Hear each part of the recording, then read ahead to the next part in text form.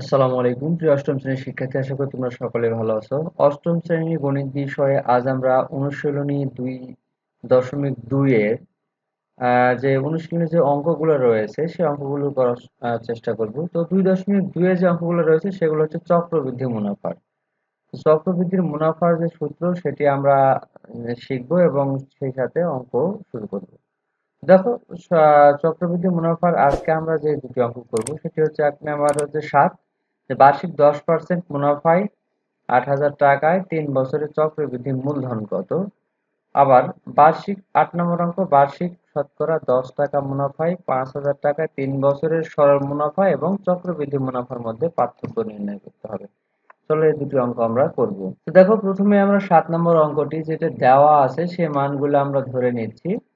দেওয়া মানগুলাকে আগে কল্পনা করে নেব। যে দেখো, আমরা জানি কি সূত্র জানি, আমরা জানি সি ইকুয়াল, এটা মূলধনের সূত্র, C equal P into 1 plus R, আর এটা পাওয়ার হচ্ছে এন। অর্থাৎ এই যে এনটা রয়েছে এটা কিন্তু পাওয়ার আকারে রয়েছে, পাওয়ার এন। তাহলে দেওয়া আছে, দেখো এখানে 10% মানে এটা কিসের মান, সুদের হার বা মুনাফার হার 10%। আর এই 8,000 যেটা দেওয়া আছে এটা হচ্ছে আসল, এবং 3 দেওয়া আছে, সময় দেওয়া আছে কত, 3 বছর। তাহলে আমাদের সূত্র অনুযায়ী পি এর মান পেলাম আসল, তারপর হচ্ছে 1 তো আছে, আর এর মান হচ্ছে, আর মানে মুনাফার হার এই যে 10%, আর এন এর মান সময় আছে। তাহলে এখন আমরা এখানে মানগুলো বসাই দেবো। দেখুন এই মানগুলো এখানে লিখেছি, মানগুলো বসাই দেবো। যে সি এর এখানে পি ইন্টু 8,000 গুণন 1 প্লাস 10% মানে 10/100, অর্থাৎ পার্সেন্টেজ মানে 1/100, আর পাওয়ার এখানে 3 বসাই দিয়েছি।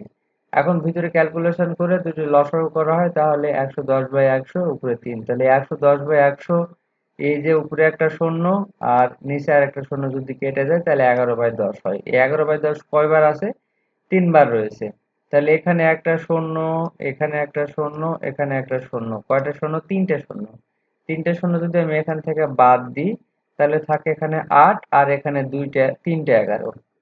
8 আর 3টে 11 যদি গুণ করা হয়, 11 121, আর 8 88, 88 100 গুণ করলে পাবো আমরা 10,648। এটি হচ্ছে আমাদের চক্রবৃদ্ধি মূলধনের মান, অর্থাৎ যে চক্রবৃদ্ধি মূলধন নির্ণয় করতে বলছে এটি হচ্ছে উত্তর।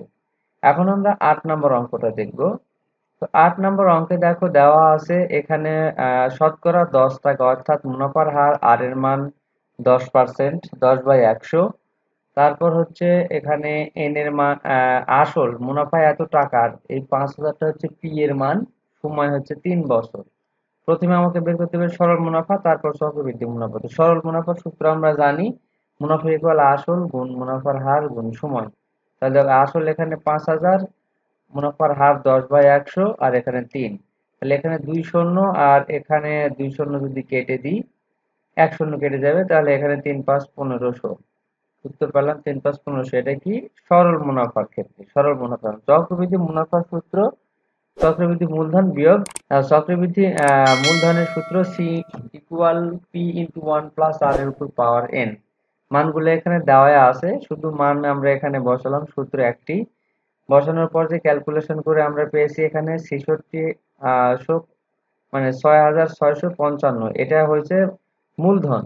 তাহলে আমার আসল হচ্ছে 5,000, মূলধন থেকে যদি আমি আসলটা বাদ দিই তাহলে পাবো চক্রবৃদ্ধি মুনাফা।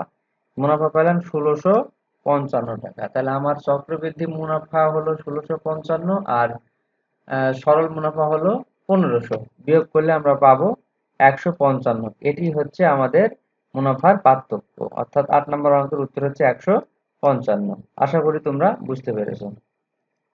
তো প্রিয় শিক্ষার্থী, আশা করি তোমরা বুঝতে পেরেছো। সামনের টিউটোরিয়ালে আমরা 9 নাম্বার থেকে সমাধান করার চেষ্টা করবো। সেই পর্যন্ত সবাই ভালো থাকো, সুস্থ থাকো। আল্লাহ হাফেজ।